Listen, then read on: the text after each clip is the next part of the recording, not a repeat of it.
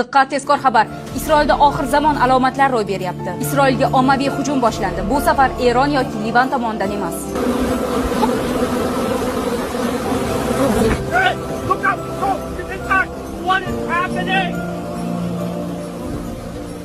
Shu kunlarda sodir bo'layotgan g'ayritabiiy hodisalar ketma-ketligi butun dunyoni hayratga soldi. Hammasi bir necha hafta avval Isroil osmonida quzg'un va qarg'alarning misli ko'rilmagan darajada ko'p to'planishidan boshlandi.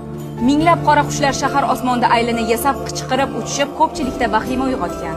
Kuni kecha esa Isroilning Netivot shahri haqiqiy ara bosqiniga duch keldi. Guvohlarning aytishicha, 10 minglab arilar nafaqat shahar osmonini to'sib qo'ygan, balki uylarning har bir tirqichga kirishga urinib, xonadonlarni butunlay egallab olmoqchi bo'lgan. Ekspertlar buni bahorgi tabiiy jarayon deb atashsa-da, aholi uni falokat daragi deb qabul qilmoqda. Rasmiylar odamlarga uylardan chiqmaslikni, eshik derazalarini mahkam yopishni buyurdi. Eng e'tiborli jihat shundaki, o'sha kuni Isroil harbiy samolyoti dushman qarshiligi bilan emas, balki arilar tufayli parvozdan to'xtatildi. Minglab asalarilar dvigatelni qoplab olib, uni havoga ko'tarilishiga yo'l qo'ymagan.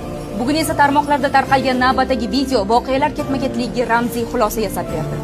Unda bir qarg'aning baland ustun tepasiga o'rnatilgan Isroil bayrog'ini xuddi maqsadli ravishda cho'qib, uni pastga qulatayotgani aks etgan.